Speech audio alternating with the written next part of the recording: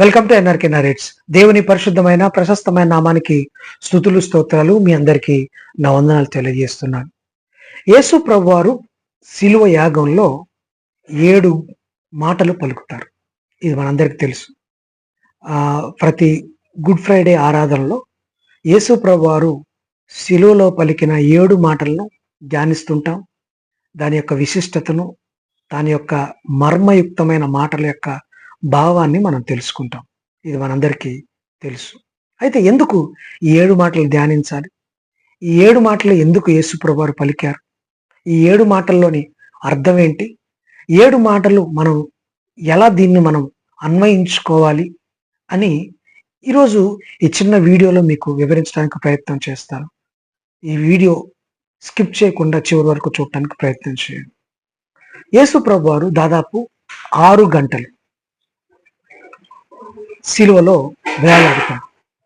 ఉదయం 9 నుంచి 3 గంటల వరకు శిలువలో వేలాడి మధ్యాహ్నం 3 గంటలప్పుడు ఆయన ప్రాణము విడిస్తారు. ఏడో మాటగా పలికి బిగ్గరగా కేక వేసి, తండ్రి నీ చేతికి నా ఆత్మను అప్పగించుకొనుచున్నాను అని చెప్పి ఆయన ఇలాగూ చెప్పి తన ప్రాణమును విడిచెను అని 7 మాటగా ఉంటుంది. దాదాపు ఆరు గంటల్లో ఆయన 7 మాటలు పలికారు. 7 మాటలు పలికారు. ఈ 7 మాటల్లో 7 విశిష్టతలు ఉన్నాయి. కొన్ని మాటలు దేవునితో పలుకుతాడు, కొన్ని మాటలు పక్కనున్న వాళ్ళతో పలుకుతాడు, కొన్ని మాటల్లో ప్రార్థన ఉంటుంది. ఇలా ప్రతిదీ అందులో కలగలిపి ఉంటుంది. ఈ 7 మాటల్లో మనం చక్కగా అర్థం చేసుకొని దాన్ని అన్వయించుకోగలిగితే గొప్పగా దీవించబడతాం, గొప్పగా ఆశీర్వదించబడతాం, గొప్ప సంగతులు మనం తెలుసుకుంటాం. తెలుసు కదా, మనకు మొదటి మాట క్షమాపణ. క్షమాపణ. యేసు ప్రభువారిని బాగా హింసించారు, బాగా కొట్టారు, ముళ్ళ కిరీటం పెట్టారు. రోమా సైన్యము చాలా ఇబ్బందులకు గురి చేసింది, అతన్ని ఉమ్మి వేసింది, కొట్టింది. వెనక నుంచి కొట్టారు, ముంద నుంచి ఉమ్మేశారు, పిడిగుద్దులు గుద్దారు, శిలువ మోపించారు, పెడరెక్కలు విరిచారు. ఇలా ప్రతీదీ చేశారు. అంత మాత్రమే కాదు, అక్కడున్న యూదులు కానీ ఆయన చేత దీవించబడి ఆశీర్వదించబడిన వారు సిలువేడి సిలువేడి అని కేకలు వేశారు. వీరందరినీ యేసుప్రభు ఏమనంటే, తండ్రి వీరేమి చేయుచున్నారో వీరు ఎరుగరు గనుక వీరిని క్షమించుడి అని చెప్పారు. మొదటి మాటగా యేసుప్రభు పలికిన మాట అందులో క్షమాపణ. క్షమాపణ ఇది అల్టిమేట్ క్షమాపణ అండి. మనల్ని హింసించిన వారిని, మనల్ని చంపే వారిని క్షమించమని చెప్పటం అనేది చాలా గొప్ప సంగతి, గొప్ప విషయం. అది యేసు ప్రభువు చేశాడు. వీళ్ళకి తెలవదు వీరిని క్షమించు అని వేడుకుంటున్నాడు. నిజంగా ఎలా చెప్పగలం ఆ మాట? మనల్ని హింసించిన వారిని తిరిగి హింసించడానికి ప్రయత్నం చేస్తాం. ఒకవేళ మనకు అంత బలం లేకపోతే మనసులోనే తిట్టుకుంటాం, మనసులోనే వారిని మరో రకంగా భావిస్తుంటాం. కానీ యేసు ప్రభువారు తనకు బలం ఉంది, తనకు శక్తి ఉంది. రోమా సైన్యాన్ని తుత్తునీయలు చేసే సేనా వ్యూహం ఆయన పిలిస్తే వస్తుంది. ధైర్యం ఉంది, బలం ఉంది, శక్తి ఉంది, బలవంతుడు. కానీ బలవంతుడైనప్పటికీ తను కొట్టిన వారిని, తను బాధించిన వారిని, తను హింసించిన వారిని క్షమించమని చెప్పడం అనేది అల్టిమేట్ ఫర్గివ్నెస్. ఇంకా అంతకు మించి ఉండదండి. దాన్ని మనం ఆలోచించుకోవాలి. ఈరోజు ఎవరి మీదైతే కోపంగా ఉన్నావు, ఎవరి మీదైతే ద్వేషంతో విన్నావు, ఎవరినైతే నువ్వు క్షమించలేకపోతున్నావో ఒక్కసారి యేసు ప్రభువారి క్షమాపణ ఒక్కసారి గుర్తు తెచ్చుకో. నువ్వు క్షమించాలి ప్రతి ఒక్కరిని. నీ భర్తే కావచ్చు, నీ భార్య కావచ్చు, నీ పిల్లలే కావచ్చు, నీ బంధువులే కావచ్చు, నీ కొలీగ్సే కావచ్చు, నీ గ్రామం, నీ ఊరు, నీ ప్రజలు, నీ పట్టణాలు, ఎవరైనా కావచ్చు, క్షమించగలగాలి. క్రీస్తు యేసు క్షమించిన ప్రకారం మనం కూడా క్షమించాలి. అలా క్షమించకపోతే శిలువలో యేసు ప్రభువారు పలికిన మొదటి మాటకు అర్థమే ఉండదు. ఒకసారి జ్ఞాపకం చేసుకోండి. అలాగే రెండవ మాట మనందరికి తెలుసు, రక్షణ కార్యం. దొంగలు, 2 దొంగలు యేసు ప్రభువారు గొల్గొతా కొండపై శిలువ వేసినప్పుడు ఇటువైపు ఒక దొంగ, ఇటువైపు ఒక దొంగ, కుడివైపు ఒక దొంగ, ఎడమవైపు ఒక దొంగ, 2 ఉంటారు. ఎడమవైపు దొంగ క్రీస్తు, నువ్వు క్రీస్తు అయితే నువ్వు రక్షించుకొని మమ్మల్ని కూడా రక్షించు అన్నట్టుగా మాట్లాడతారు. కానీ కుడివైపు దొంగ ఎడమవైపు దొంగను వారిస్తూ, నోరుమూయి, నువ్వు కూడా అదే శిక్షా విధిలో ఉన్నావు కదా, దేవునికి భయపడవా అని చెప్పేసి, యేసు నీవు నీ రాజ్యంలో వచ్చినప్పుడు నన్ను జ్ఞాపకం చేసుకోమని ఆయన ఆ మాట పలుకుతాడు. అప్పుడు యేసు ప్రభువారు శిలువలో పలికిన రెండవ మాటగా, నిశ్చయముగా నేడు నీవు నాతో పరదేశంలో ఉందు అని నీతో నిశ్చయంగా చెప్తున్నాను అని చెప్తాడు. తర్వాత సెకండ్ వర్డ్, నిశ్చయముగా నీవు నాతో కూడా పరదేశంలో ఉందవు. వాట్ ఏ వండర్ఫుల్ బ్లెస్సింగ్ అండి. ఇంతకంటే అల్టిమేట్ బ్లెస్సింగ్స్ ఏమి ఉండవు. యేసు ప్రభువారు నశించిపోయిన దాన్ని వెతకి రక్షించడానికి ఈ లోకంలోకి వచ్చారు. ఆయన రక్షణ అందించడానికి వచ్చారు. మనందరినీ పరలోక భాగ్యం ఇవ్వడానికి వచ్చారు. ఏదేను వనములో ఆదాము అవ్వతో దేవుని యొక్క సంబంధం తెగిపోయింది. వాళ్ళు తప్పు చేసి పాపం చేయడం ద్వారా ఆ బంధాన్ని తిరిగి పునరుద్ధరించడానికే కడపటి ఆదాముగా యేసు ప్రభువారు ఈ లోకంలోకి వచ్చారు. అయితే ఆయన ఎవరైతే మెస్సేగా గుర్తిస్తారో, ఎవరైతే రక్షకుడిగా గుర్తిస్తారో వారికి పరలోక భాగ్యాన్ని ఇమ్మీడియట్గా ఇవ్వడానికి ఆయన ఇష్టపడతాడు, సంతోషిస్తాడు. ఈయనేమో దెప్పిపొడిచాడు, హేళన చేశాడు. ఈయన మాత్రం నిజాన్ని గుర్తించాడు, నమ్మాడు, క్షమించమని అడిగాడు. అయితే నీ రాజ్యంలో జ్ఞాపకం చేసుకోమన్నాడు. ఇమ్మీడియట్గా పరదేశం పొందుకున్నాడు. మనం కూడా అలా ఉండాలి. ఎడమవైపు దొంగలా కాకుండా కుడివైపు దొంగలా ఉండాలి. మరి చాలా మంది బిహేవియర్, ప్రవర్తన ఎడమవైపు దొంగలా ఉంటుంది. అలా కాదు, కుడివైపు దొంగలా ఉండాలి. ఎందుకంటే మనము అదే శిక్షా విధిలో ఉన్నప్పుడే కదా యేసు ప్రభు మన కొరకు వచ్చాడు. యేసు ప్రభు మన కొరకు వచ్చాడు. అటువంటి స్థితి నుంచి మనం రక్షించాలి. మనందరినీ పరలోక భాగ్యం ఇవ్వడానికే ఆయన పరలోక భాగ్యాన్ని వదులుకొని ఈ లోకంలోకి వచ్చాడు. ఇంత ఇంత చేసి మనం ఆ పరలోక భాగ్యంలో చేరకపోతే మనకంటే దౌర్భాగ్యులు ఇంకొకటి ఉండరు. ఒకసారి జ్ఞాపకం చేసుకో. యేసు ప్రభువారు పలికిన రెండవ మాట పరదైసు, పరలోకం, అభయం. అలాగే మూడవ మాట బాధ్యత, రెస్పాన్సిబిలిటీ. యేసు ప్రభువారు సిలువ వేసినప్పుడు ఆయన సిలువలో చెప్పాను కదా 6 గంటల పాటు వేలాడతాడు. వేలాడుతున్నప్పుడు చాలా మంది అతనితో ఉన్నవారు పారిపోతారు, ప్రాణభయంతో వెళ్ళిపోతారు. కానీ ఒక 4 స్త్రీలు, యేసు ప్రభువారి శిష్యుడైన యోహాను మాత్రమే ఆ సిలువ క్రింద పక్కన నిలబడుతుంటారు, ఏడుస్తుంటారు, బాధిస్తుంటారు. మగ్దలేని మరియ, అలాగే యాకోబు తల్లి అయిన మరియ, అలాగే యోహాను, యాకోబు తల్లి అయిన సలోమి, అలాగే యేసు ప్రభువారి తల్లి అయిన మరియ, ఈ 4 అలాగే యోహాను ఉంటారు. అంత బాధలో కూడా, అంత భరించలాని పెయిన్లో, నొప్పిలో కూడా తన తల్లిని చూసినప్పుడు ఆ తల్లి బాధ్యత గుర్తొచ్చింది. తల్లి బాధ్యత గుర్తొచ్చి తన ప్రియ శిష్యుడైన యోహానుకు చెప్తాడు, అమ్మా ఇదిగో నీ కుమారుడు, ఇదిగో నీ తల్లి, ఇప్పటి నుంచి వీళ్ళ బాధ్యత తీసుకోండి, మీరిద్దరు ఉండండి అని చెప్తారు. ఒక బాధ్యత.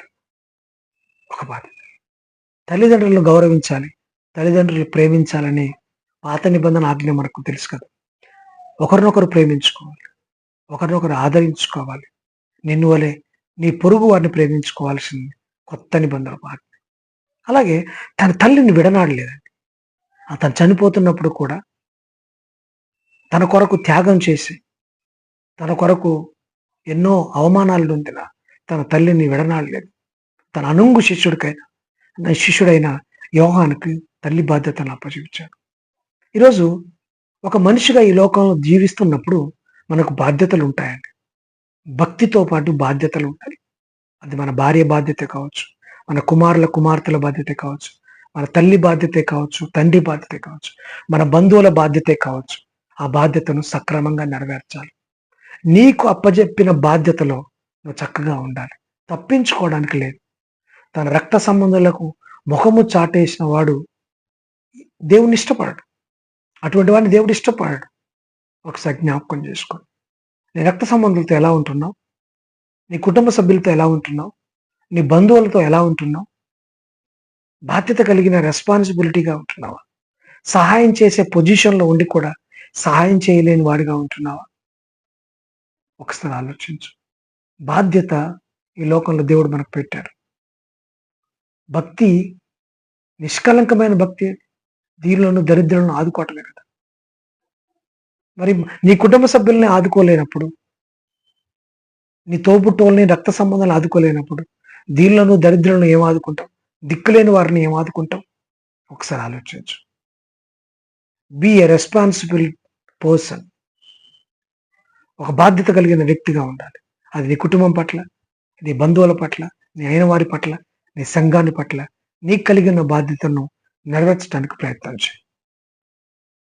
అలాగే యేసు ప్రభువారు 4వ మాటగా ఏలి ఏలి లామా సబక్తాని అని పలికారు. ఆ మాటకి నా దేవ నా దేవ నన్నెందుకు చేయి విడిచితివి అన్నారు. ఇది గెత్సెమనే తోటలో కూడా ఇటువంటి మాటే ఉంటుంది. నన్నెందుకు చేయి విడిచావు అని అర్థం. ఏలి ఏలి లామా సబక్తాని. దేవుడు యేసుప్రభు వారి చేయి విడవకపోతే మనకు రక్షణ కార్యం లేదండి. 53వ యెషయా గ్రంథంలో ఉంటుంది కదా, కుమారుని బాధించుటకు తండ్రికి ఇష్టమైంది. స్వరూపము లేకుండా, సొగసు లేకుండా అతన్ని కొట్టారు, హింసించారు, బాధించారు. కుమారుని కొట్టుటకు దేవుడికి ఇష్టమైంది. ఆ కొట్టకపోతే రక్షణ లేదు. ఆ కొట్టకపోతే రక్షణ లేదు. అందుకే అతను చేయి విడిచాడు దేవుడు. అయితే పుట్టినది మొదలుకొని కుమారుడు తండ్రి అంటే యేసు ప్రభువారు, యెహోవా దేవుడు వేరు వేరు కాదు. వారిద్దరూ ఒకటిగా ఉన్నారు. వారిద్దరు ఏక శరీరముగా ఉన్నారు. ఏకత్వంలో ఉన్నారు వారు. అయితే ఇప్పుడు మాత్రం ఎడబాటు అవుతుంది. ఎందుకు? ప్రపంచ మానవాళి పాపం మొత్తం యేసు ప్రభు వారి మీద పడింది. అంటే లోక పాపముల్లో మోసుకొని గొర్రె పిల్లగా ఆయన ఉన్నారు.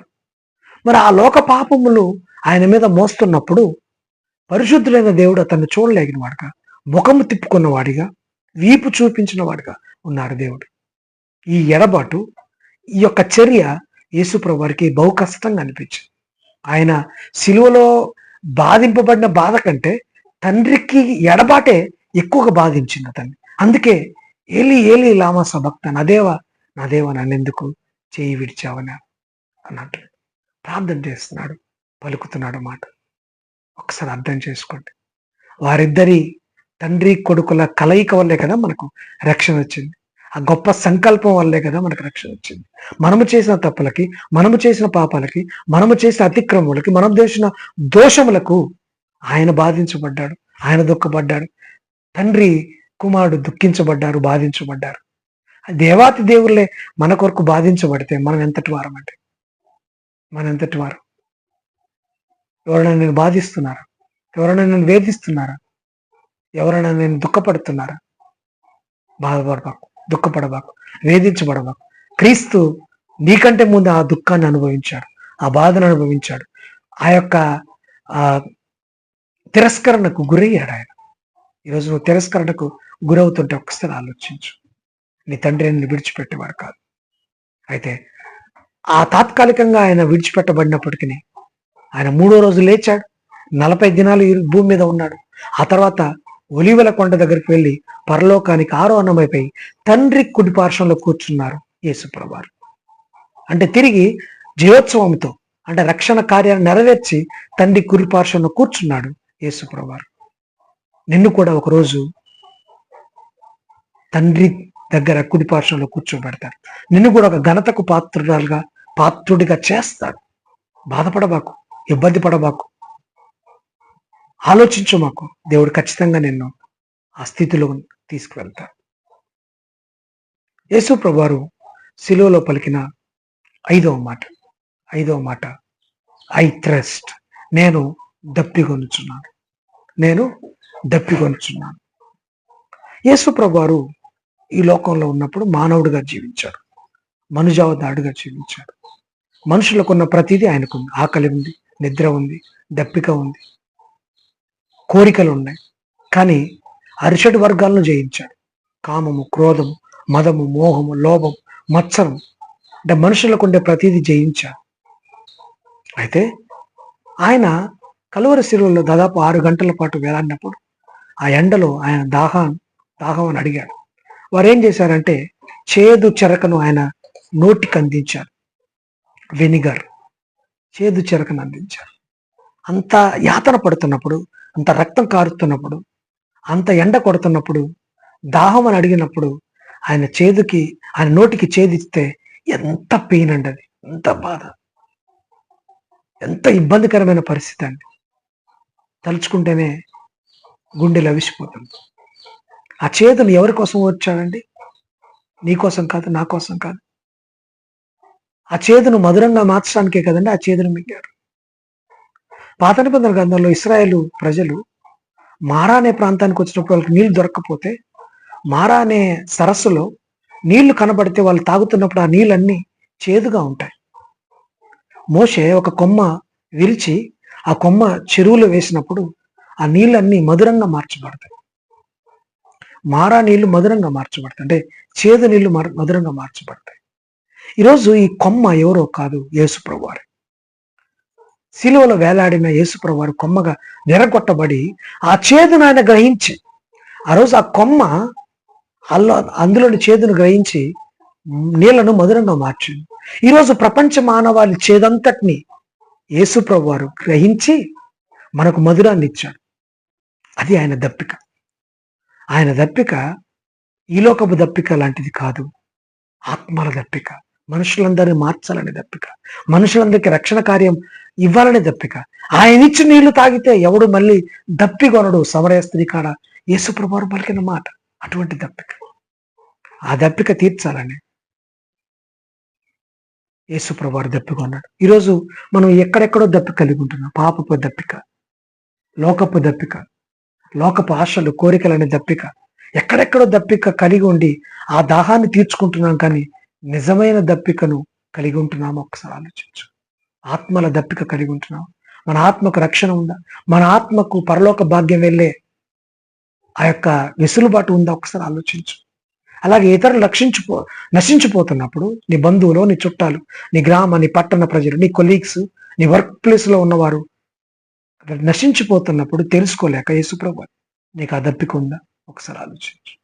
ఆత్మల దప్పిక నీకుంటే నువ్వు ధన్యుడు. నువ్వు రక్షించబడ్డట్టే మిగతా వాడిని కూడా రక్షణలోకి తేవడానికి ప్రయత్నించు. దేవుడు అట్టి భాగ్యాన్ని నీకు ఇస్తాడు. అది దేవుడు కోరుకున్న భాగ్యం. అందుకే కదా ఆయన దప్పిక కొన్నాడు. నువ్వు దప్పిక కలిగి ఉంటావు. లోకపు దప్పికను ఎప్పుడు నువ్వు స్వీకరించు మాకు. అది నిన్ను, నీ శరీరాన్ని, నీ ఆత్మను నరకంలోకి నెడుతుంది. యేసు ప్రభువారు శిలువలో పలికిన ఆరవ మాట సమాప్తమైనది. It is finished. సమాప్తమైనది. యేసు ప్రభువారు ఈ లోకంలో చనిపోవడానికి ఆయన పుట్టారండి.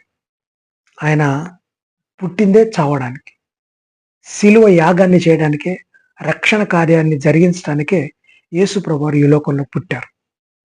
ఆయన పుట్టిన అది అనాది కాల సంకల్పం. ఆదాము అవ్వల ద్వారా పాపం మనకు సంక్రమించబడింది. కడపటి ఆదాముగా యేసు ప్రభువారు వచ్చి సంకల్పంతో సంకల్పాన్ని సిద్ధి చేసుకొని ఆయన తన యొక్క శిలువ యాగాన్ని చివరి ఘట్టంలోకి తీసుకొచ్చి ఆయన తండ్రి అప్పజెప్పిన పనిని సమాప్తం చేశాడు. తండ్రి అప్పజెప్పిన పనిని సమాప్తం చేశాడు. సమాప్తము చేసినప్పుడు ఇట్ ఈస్ ఫినిష్డ్. కార్యం జరిగింది. అంటే ఆయన ప్రాణము అర్పించటమే సమాప్తం. ఆయన శిలువ యాగం చేయటమే సమాప్తం అయిపోయింది. అంటే ఆయన వచ్చిన మిషన్ కంప్లీట్ అయిపోయింది. Mission was completed. అయితే చాలామంది అనుకుంటారు ఇది సమాప్తం అనుకుంటారు, కానీ ఇట్స్ ఎ బిగినింగ్. ఇది ఆరంభం. యేసు ప్రభువారు శిలువలో రక్షణ కార్యాన్ని సమాప్తం చేశారు. మనకు రక్షణ ఉదయించబడింది, మనకు రక్షణ వచ్చింది, నూతన సృష్టిగా మార్చబడ్డాము, నూతన క్రియేషన్ మనలోకి వచ్చింది. ఇది బిగినింగ్. పరలోకానికి ఆరంభం, పరలోక మార్గానికి ఆరంభం, రక్షణకు ఆరంభం. ఆయన సమాప్తం చేశారు, మనం ప్రారంభిస్తున్నాం. ఆయన సమాప్తం చేశాడు రక్షణ కార్యాన్ని, ఆ రక్షణను పట్టుకొని మనము ప్రారంభిస్తున్నాం. బ్యాటన్ మనకు వచ్చేసి ఆయన పరుగు కడముట్టించాడు. మనము ఈ రక్షణను కాపాడుకొని పరలోక భాగ్యానికి వెళ్ళాలి.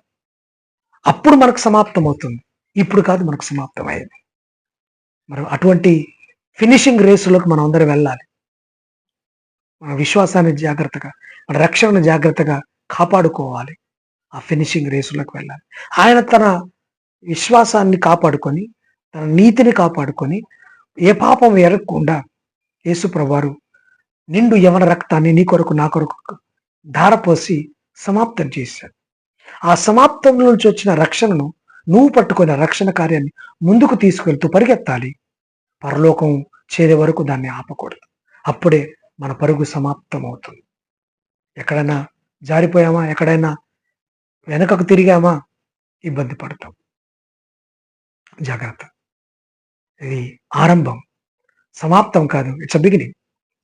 శిలువలో పలికిన 7వ మాట, యేసు చివరిగా పలికిన మాట, 7వ మాట, బిగ్గరగా కేక వేసి, తండ్రి నీ చేతికి నా ఆత్మను అప్పగించుకొనుచున్నాను, తీసుకో. ఆయన ఇలాగూ చెప్పి తన ప్రాణమును విడిచెను. తన తన తనకు అప్పగించిన బ్యాటన్ ఫినిష్ చేశారు. 400 మీటర్ రన్నింగ్ రేస్ ఉంటుందండి. నలుగురు పరిగెత్తుతారు. ఆ నలుగురు పరిగెత్తినప్పుడు నలుగురు 4 చోట్ల ఉంటారు. 100 మీటర్స్ ఒకళ్ళు, 200 మీటర్స్ ఒకళ్ళు, 300 మీటర్స్ ఒకళ్ళు, 400 మీటర్లు ఉంటారు. సో ఒకళ్ళు ఫస్ట్ పరిగెత్తేవారు బ్యాటన్ ఒక స్టిక్ పట్టుకొని పరిగెత్తుతారు. ఆ బ్యాటన్ ఇంకొక 200 మీటర్స్ పాయింట్లో ఉన్న వారికి ఇవ్వాలి. అతను పరిగెత్తారు. మరి ఇంకొక అతనికి 300 మీటర్స్ పాయింట్లో ఉన్న వారికి అతను ఇవ్వాలి. అలా బ్యాటన్ పట్టుకొని చివరి వారు పరిగెత్తుతారు. అతను విన్ అవుతాడు. యేసు ప్రభువారు ఈ లోకంలోకి తన తండ్రి చేతుల నుంచి ఒక బ్యాటన్ పట్టుకొని వచ్చాడు.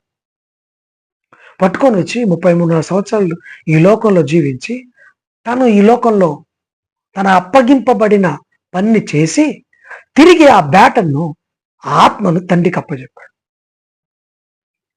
అంటే ఫినిషింగ్ రేస్ చేశాడు. రేస్ ఫినిష్ చేశాడు, తండ్రికి అప్పచెప్పాడు.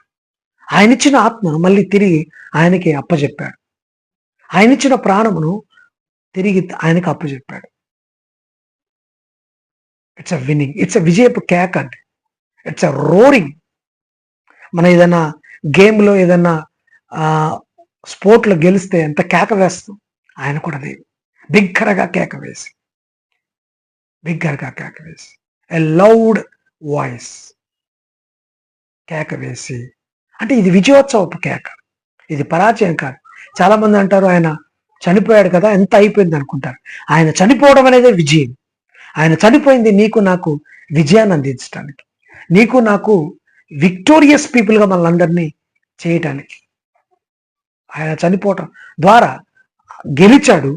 ఆయన గెలవడం ద్వారా మనమందరము విజయం సాధించిన విజయశీలులమయ్యాం, విజయాన్ని అందుకున్న ప్రజలుగా అయిపోయాం. మొన్న ఇండియా ఛాంపియన్స్ ట్రోఫీ గెలిచింది. దుబాయ్లో జరిగింది కదా, న్యూజిలాండ్ పైన. ఇండియా తరపున ఆడిన వారు 11 మందినే, ఇంకా ఎక్స్ట్రా ప్లేయర్తో కలుసుకుంటే 15 మంది. వాళ్ళు 15 మందే ఆడారు. కానీ మనం ఏం చెప్పుకున్నాం, భారత్ గెలిచింది, ఇండియా గెలిచిందని. మనం కూడా గెలిచిన కోవలోకి వెళ్ళిపోయాం. అంటే ఇండియా తరపున వాళ్ళు ఆడారు, ఇండియా తరపున వాళ్ళు గెలిచారు. వాళ్ళు గెలవడంతో మనం కూడా గెలిచాం. మనం కూడా ఇండియాకు కప్ వచ్చింది, ఇండియాకు ఛాంపియన్స్ ట్రోఫీ వచ్చింది క్రికెట్లో. ఇప్పుడు మన తరపున పోరాడింది ఎవరు? యేసు ప్రభువారు. మన తరపున గెలిచాడు ఆయన. ఆయన గెలవడంతో మనము కూడా ఆ గెలుపులో పాలిభాగస్థులం అయిపోయాము. ఆ గెలుపును మనం కూడా ఆస్వాదించుకున్నాం. ఆయన గెలిచాడు, మనం కూడా గెలిచాం. ఆయన విజయం సాధించాడు, ఆ విజయం మనకు కూడా ఆపాదించబడింది. మనం కూడా విజయోత్సవపు కేక వేద్దాం. మన ప్రాణము, మన శరీరము పరలోకములకు వెళ్ళినప్పుడే ఆ కేక యొక్క విజయం మనకు ఆపాదించబడుతుంది. వెళ్దాం. ఎట్టి పరిస్థితుల్లో మనం భయపడాలి. మన ప్రాణమును, మన శరీరమును నరకములో వేయువాడికి భయపడాలి. విజయం సాధించడం కానీ సంబరం కాదు, ఆ విజయాన్ని గట్టిగా పట్టుకోవాలి. మళ్ళీ ఎప్పుడు లోకం వైపు, లోకాశల వైపు, లోక కోరికల వైపు చూడొద్దు. 7 మాటల్లోని ప్రాముఖ్యత మనం గ్రహించి దాన్ని అన్వయించుకొని ఆ ప్రకారం మనం జీవిస్తూ పరలోకంలో మనము సుస్థిరమైన స్థానాన్ని సంపాదించుకొని తండ్రి కుడి పార్శ్వంలో మనందరము కూర్చుందము గాక. దేవుడు అట్టి గొప్ప పరలోక భాగ్యాన్ని మనందరికీ అందించును గాక. God bless you.